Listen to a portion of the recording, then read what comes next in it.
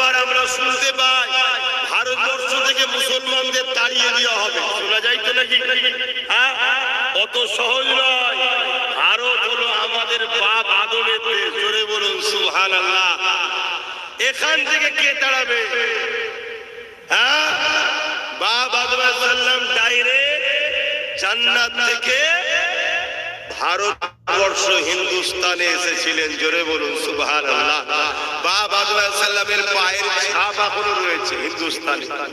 এখন দেশ ভাগ হয়ে যে শ্রীলঙ্কা হয়ে গেছে, তখন তো একসাথে ছিল। আমার মতো লম্বা হবে আমার বাপের পায়ের দাগ, কথা বুঝে আসছে? বিশাল পা, কেন 60 হাত লম্বা ছিল আমাদের বাপ, কথা বুঝে আসছে? 60 হাত লম্বা ছিল। আগেকারের মানুষরা এরকম লম্বা হতো, আস্তে আস্তে তো মানুষ বেটে হচ্ছে। আল্লাহ নবী বলেছে একেবারে শেষ জামানায় মানুষ এত ছোট হয়ে যাবে, বেগুন পাড়বে আঁশি দিয়ে। তাহলে কত ছোট হবে বুঝতে পারছেন? তো যাই হোক, আমাদের আব্বাজান আদম আলাইহিস সালাম ডাইরেক্ট জান্নাত থেকে হিন্দুস্তান আমাদের দেশে এসেছে।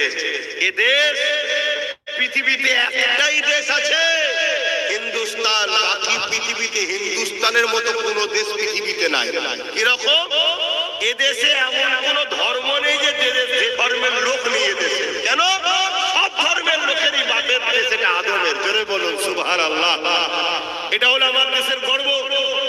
আমার দেশেতে পৃথিবীতে এমন কোন ধর্ম নেই যে ধর্মের লোক আমার দেশে নাই। কথা কিছু বুঝাতে পারছি? কেন? এটা তো বাপ আদমের দেশ। বাপের দেশে বাপের সবকটা বেটা স্যাম্পেল আছে। মুসলমানও আছে, হিন্দু আছে, খ্রিস্টান আছে, আদিবাসী আছে, সাঁওতাল আছে, দুলে আছে, বাগদি আছে, মতুয়া আছে, কি না কি ধর্ম আছে, সব হিন্দুস্তানে আছে। কেন? সবাই বাপের দেশে আছে, কথা বুঝে আসছে?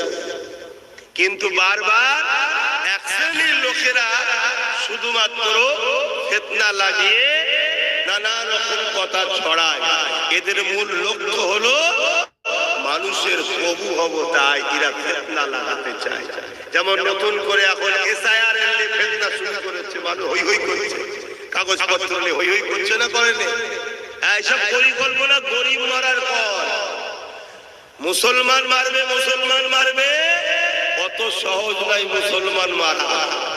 মুসলমানকে যারা মিটাতে গেছে তারা যে খোঁজ লিখে দাও, মিশরের পিরামিডে দাঁত কেলিয়ে পড়ে আছে ফেরাউন, খোঁজ লিখে যাও। যারাই চেয়েছিল তারাই মিটে গেছে। হ্যাঁ, গরিব ঘরে মারার একটা কল চলছে, গরিব শেষ করতে চাইছে। সে গরিবটা মুসলমান হোক আর অমুসলিম হোক, সবাই বিপদে আছে এখন। যাক, আমি ওইদিকে যাচ্ছি না, সময় কম এখন। আমি যে কথা বলছি, ডাইরেক্ট জান্নাত থেকে বাপ আদম আলাইহিস সালাম হিন্দুস্তানে এসেছে। তাই তো আমরা বলি সারে জাহাঁ সে আচ্ছা, বলুন হিন্দুস্তান হামারা, सारे जहां से अच्छा हिंदुस्तान हमारा। क्यों ना हिंदुस्तान अच्छा हमारा? क्योंकि डायरेक्ट जन्नत के साथ कनेक्शन है हिंदुस्तान की, बोलिए सुभान अल्लाह।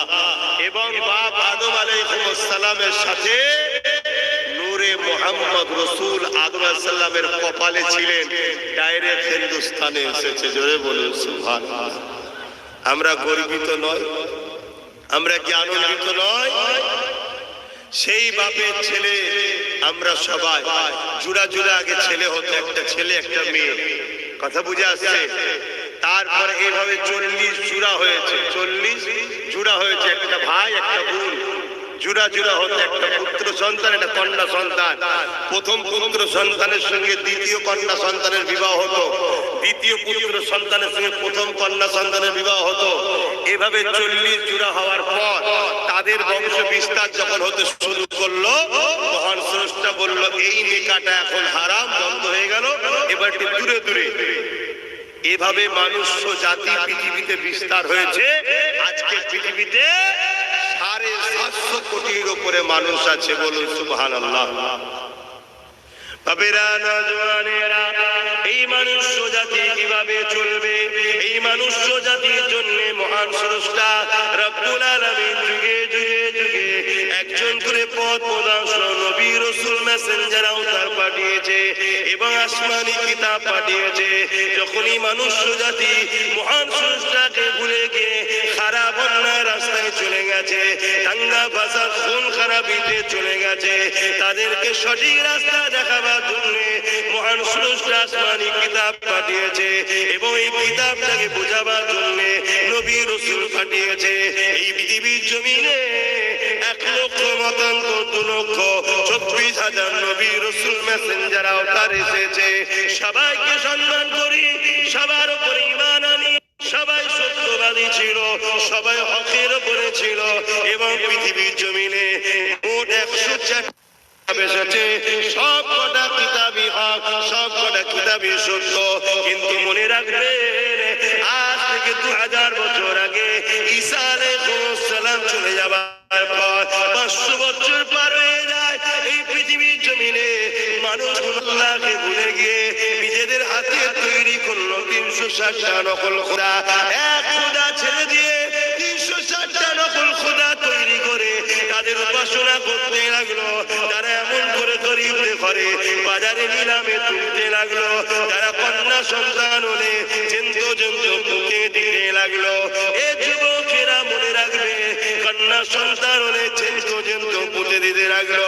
আজকে যেমন আমেরিকা পৃথিবীর সুপার পাওয়ার, সেই দিনে সুপার পাওয়ার ছিল রোম, ছিল পারস্য, ছিল যারা এমন কিনা পৃথিবীর জমিনে অন্যায় অত্যাচার খুন খারাপিতে তারা ভরিয়ে দিয়েছিল। প্রভাবশালীরা ক্ষমতাশালীরা নারীদেরকে ভোগের পাত্রী বানিয়ে দিয়েছিল। মানুষের রাজা হয়ে মানুষকে দিয়ে উপাসনা করাতো। রাজাদের ঘরে মানুষ সেজদা করত, রাজাদের মূর্তি তৈরি করে তাদের উপাসনা করত। এক কথায় আল্লাহর জমিনে মানুষগুলো মহান স্রষ্টাকে ভুলে গেল। হিংসা, অশান্তি, দাঙ্গা ফাসাদ, খুন খারাপি, অশান্তি দাবানল পৃথিবীতে দাও দাও করে চলছে। পৃথিবী ধ্বংসের দিকে যাচ্ছে। কোমরে দড়ি বেঁধে গরিবের ঘরে ছেলেদেরকে বাজারে তুলে নিলামে বিক্রি পর্যন্ত করা হচ্ছে। আবার সেই দিন আসতে চলেছে, আবার সেই দিন আসতে অলরেডি আমেরিকায় শুরু হয়ে গেছে। আবার আমার হিন্দুস্তানও আসতে চলেছে। এই যে এনআরসি, এটা লক্ষ্য কি? কম পয়সায় লেবার তৈরি করো, এর নাম হলো এনআরসি। কম পয়সায় লেবার তৈরি করো, গরিবের ছেলেদের ঘরে ক্যাম্পের মধ্যে রাখো। বড় বড় কোম্পানিরা আসবে, ওই ক্যাম্পের মধ্যে খাঁচাতে ঘেরা থাকবে, ফোর্স দিয়ে পাহারা থাকবে। ওখানে লেবার সব গরিবের ছেলেরা থাকবে, শুধুমাত্র জানটুকু বাঁচার জন্য খেতে পাবে। আর বড় বড় ফ্যাক্টরিতে বড় বড় লোহা, বড় বড় পাহাড় খনন করা, বড় বড় জায়গায় সব কোম্পানিতে ভাড়া থাকতে হবে। এর নাম হলো এনআরসি। কথা বুঝে আসছে না? তো সেই জায়গাতে আবার শুরু হচ্ছে এই যে গোলামি প্রথা, এই যে দাসত্ব প্রথা। শুধু বড় লোকরাই বাঁচবে, গরিবদের বাঁচার অধিকার নাই। এই প্রথাকে ভেঙে দিয়ে মানুষের সমান অধিকার দেওয়ার নাম হলো ইসলাম। জোরে বলুন সুবহানাল্লাহ। আমরা তো ইসলামকে ভুলে গেছি, আমরা ইসলামকে তো অন্য রাস্তায় চালাচ্ছি। মনে রেখে দিও, রাসূলের সুন্নাতকে যে মানলো সে রাসূলকে ভালোবাসলো। কিন্তু সময় কম, এত বিস্তারিত বলতে পারবো না। 1000 বছর আগে কন্যা সন্তান হলে জেন্ত পুঁতে দিত। এই যে নারীদের মর্যাদা, এই নারীদের সম্মান, এটা ইসলাম দিয়েছে। জোরে বলুন সুবহানাল্লাহ। আরো জোরে।